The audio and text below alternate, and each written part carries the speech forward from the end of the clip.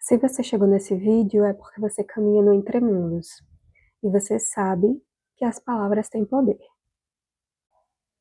Você acredita no poder do verbo, na mística filosófica dos números, no poder imanente da natureza, na interferência dos grandes astros, mas você sabe os fundamentos dessas leis, de onde vêm essas crenças?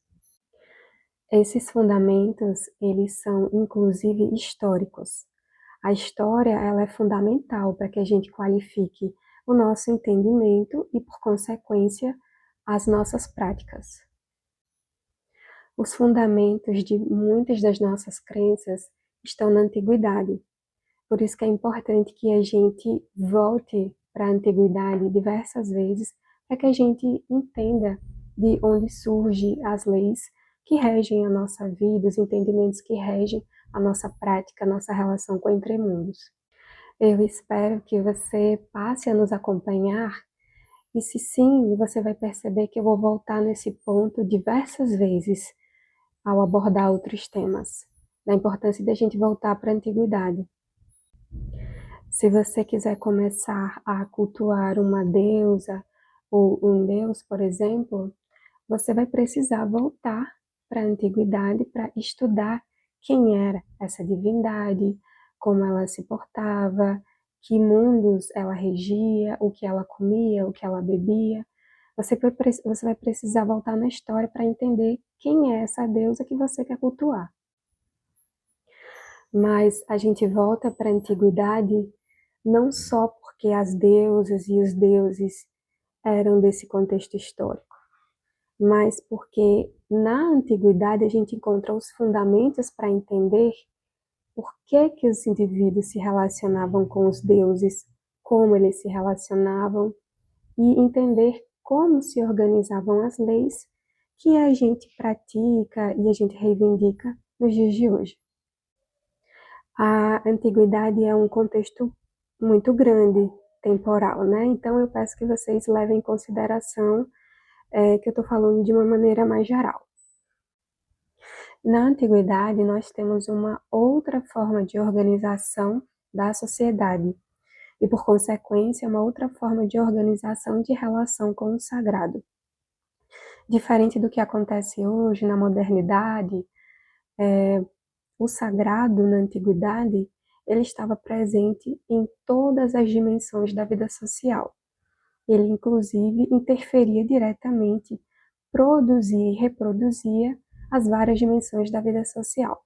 Então, o sagrado ele estava completamente relacionado à política, estava completamente relacionado à organização do Estado, ele estava relacionado com a literatura, com a arte, com a cultura, com a alimentação.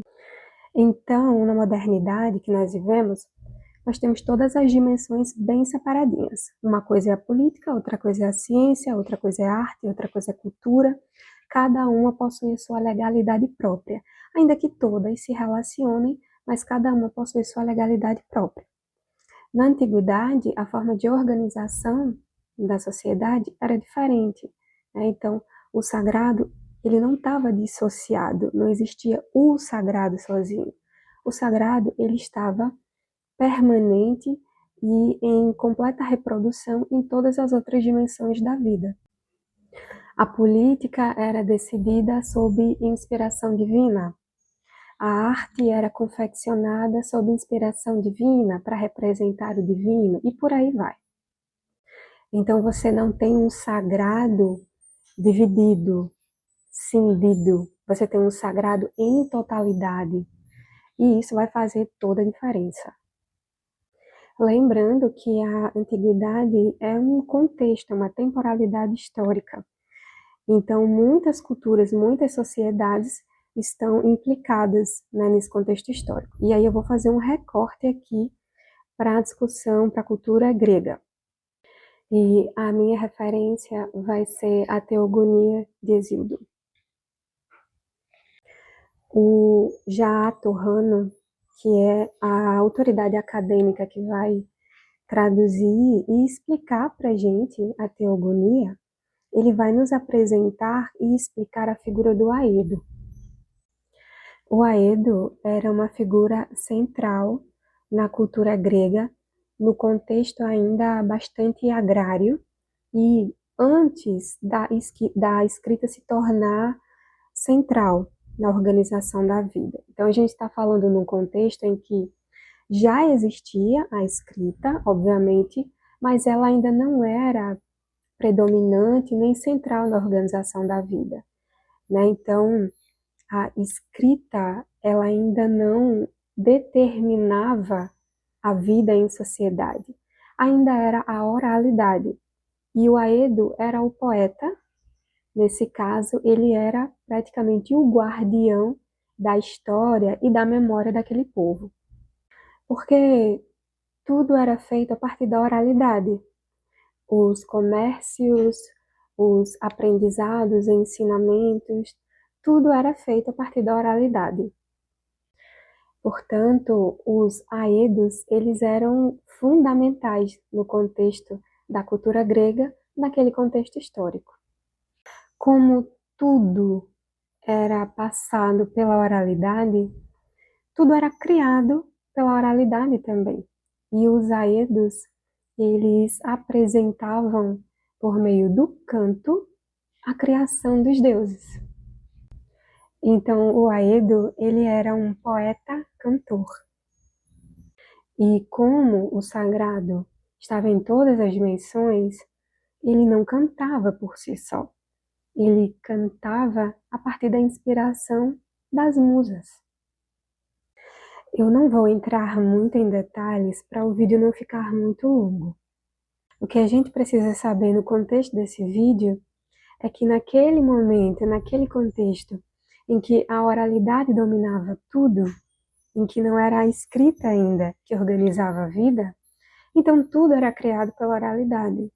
A minha voz está querendo falhar, porque eu estou me recuperando de uma gripe. Mas ela não vai falhar. Mas qualquer alteração na minha voz, você já sabe. Na teogonia, nós temos um Aedo cantando, sob inspiração das musas, a origem dos deuses. Então, para muitos de nós que nos devotamos a deuses e deusas gregas, a gente vai lá na teogonia para começar a estudar esses deuses. Então, quem era o Crônida, quem era a Hécate, a gente vai lá na teogonia. Então, a teogonia, ela vai falar da origem dos deuses. E é o Aedo que está cantando a origem dos deuses. E ele não canta por si só, ele canta sob a inspiração das musas. Vamos entender as musas como inspiração mesmo, a própria inspiração divina, que age sobre ele e faz ele cantar. A partir do momento que o Aedo canta, ele está criando a história dos deuses e está criando os próprios deuses também. E por consequência, ele está guardando a memória de criação. Então, o que é importante a gente entender, né, nesse sentido dos fundamentos, é que o Aedo, quando ele cantava, ele criava.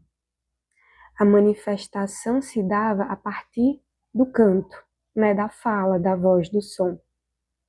O Torrano vai dizer o seguinte: é preciso que primeiro o nome das musas se pronuncie, e as musas se apresentem como a luminosa força que são das palavras cantadas, para que o canto se dê em seu encanto.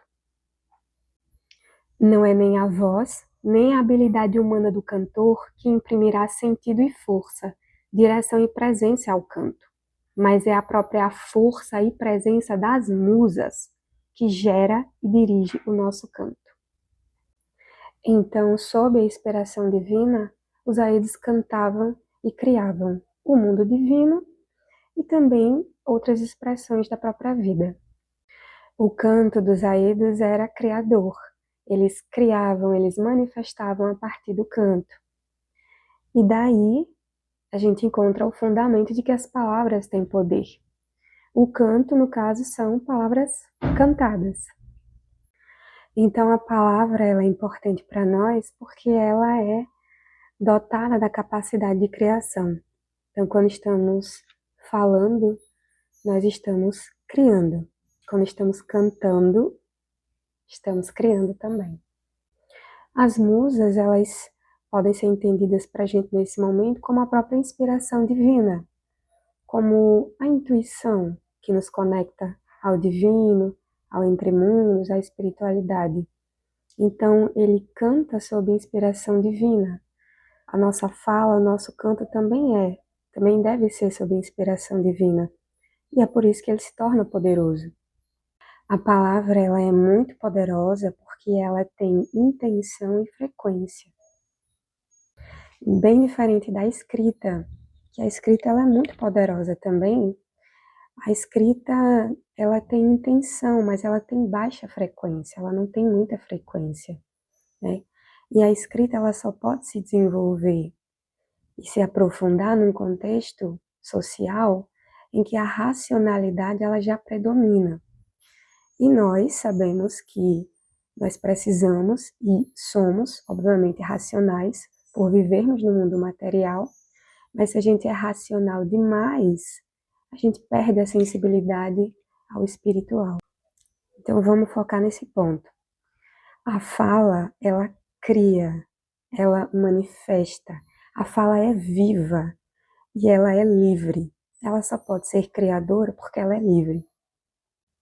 Por isso que é tão fácil falar, porque a fala é livre mesmo. Então a gente vai falando, não tem muitas questões. E a gente às vezes nem sabe aonde é que a nossa fala pode nos levar. Já a escrita, ela é mais racional. Ela já não é tão livre. Ela já é mais fixa. Ela já é mais contida. A escrita, ela tem intenção, mas ela tem pouca vibração. Por isso que falar, cantar, pronunciar mantras, orações, por isso que todas essas práticas elas são muito poderosas. No nosso vídeo anterior, nosso terceiro vídeo, nós falamos sobre formas de pensamento e como os nossos pensamentos e o nosso campo emocional produz manifestações no nosso meio, que agem e interferem na nossa vida. E eu falei um pouquinho sobre música lá. As músicas, elas movimentam muito o nosso campo emocional. Então, quando a gente escuta e canta uma música, a gente está manifestando muita coisa lá. Por isso que a gente tem que ter atenção e fazer um uso inteligente. Se você ainda não viu esse vídeo, eu convido você a assistir. Portanto, o poder da palavra, o poder do verbo, é o poder da criação. No Pentateuco, no livro de Gênesis, o Deus fala mais ou menos assim: haja luz, e a luz se manifesta. Então, você perceba que eu já estou em contextos bem diferentes, né? O contexto de produção, de escrita dos livros do Pentateuco já é bem mais para lá, já é bem diferente do contexto em que a teogonia foi cantada. Mas a ideia, a lei, o entendimento é o mesmo, que o verbo cria. Então essas ideias metafísicas, mágicas, elas estão em todo o Pentateuco. Só que algumas podem ser ditas e são legitimadas e outras não. Então, chegando nesse ponto mais prático mesmo do entendimento, é a gente reafirmar, né, essa lei, essa crença, esse entendimento de que a palavra tem poder, então a gente fazer uso intencional, responsável do que a gente diz, do que a gente fala, com o que a gente canta, né? Então, se vocês estiverem doentes, não digam que estão doentes, digam sempre que estão se recuperando, reafirmem, né, esse poder. Então, para além de reafirmar essas práticas, né, do uso, né, da fala, do canto, que talvez vocês, né, até já conheçam, já façam uso no cotidiano de vocês, eu também queria dar uma dica duas dicas, na verdade, de como inserir um pouco mais desses entendimentos. A primeira dica é fazer a meditação do Aedo, eu gosto de chamar assim, porque eu pensei nela depois que eu li a Teogonia, então chamei de meditação do Aedo, que ela é uma prática básica que consiste em você meditar, né? Ai, minha voz falhando de novo. Ela consiste em você meditar mesmo, né? Então primeiro você vai preparar o corpo para entrar em alfa, da maneira como você já faz, da maneira como você, né, se sente confortável. E você tem uma intenção ali. Então vamos usar como exemplo, vamos dizer que eu quero fazer uma boa prova. Vou fazer um processo seletivo, quero ser aprovada, né? Vou fazer essa prova. Então eu vou fazer essa prática com essa intenção, com a intenção de criar a resposta para aquilo que eu quero, né? No caso, fazer uma meditação com a intenção de que eu seja aprovada nessa prova. Então, eu vou preparar o meu corpo, vou entrar, acessar o estado alfa de relaxamento, e quando eu sentir, né, sentir que eu estou pronta para isso, sob intuição, relaxamento, eu vou intencionar a partir da fala aquilo que eu quero. Eu vou deixar a fala fluir livre como ela deve ser. Então você vai, a tua fala ela vai sendo guiada pela tua intenção e pela tua intuição. Deixa ela livre, né? E ela vai criar o resultado, a manifestação que você quer. E a outra dica é para quem tem o famoso caderninho de manifestação. Caderno dos sonhos, aquele caderninho. Essa prática ela é bem famosa. É aquele caderninho que você anota o que você quer manifestar, o que você quer criar. Né? Você vai lá e anota. Eu vou passar no processo seletivo. Você vai escrevendo, você vai começando a manifestar.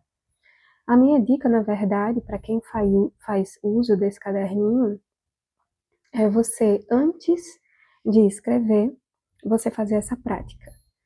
Ou não necessariamente fazer essa meditação do Aedo, né, que eu sugeri, mas antes de você escrever, você falar de maneira intencional, com autoridade e responsabilidade.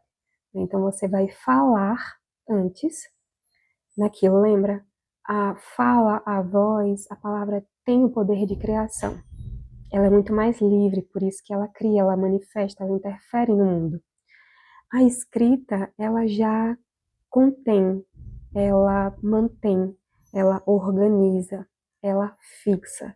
Então, você complementar a sua prática com esses dois usos, tanto com a fala, primeiro a escrita, a fala e depois a escrita, que ela vai fixar aquilo que você quer. Então, uma ordem mais ou menos de inspirar, falar e escrever. Então, pessoas, isso era o que eu queria fazer, é o que eu queria apresentar para vocês hoje. Passar essa abordagem mais de estudo, mais de fundamentos. Eu acho que você não precisa ter ciência dos fundamentos para você viver espiritualidade, mas eu acho sim que quando você busca entender os fundamentos, isso diz de uma outra relação que você passa a ter, muito mais responsável e de um interesse de aprofundamento, que com certeza vai fazer diferença na sua relação com o sagrado. Você gostou dessa discussão? Ela te ajudou de alguma forma, contribuiu de alguma forma? Você já tinha feito algumas dessas reflexões? Se sim, escreve para mim nos comentários, interage comigo, eu vou ficar muito feliz. Se você gostou desse vídeo, se ele te ajudou de alguma forma, deixa para mim curtir e a gente se vê no próximo vídeo. Beijo!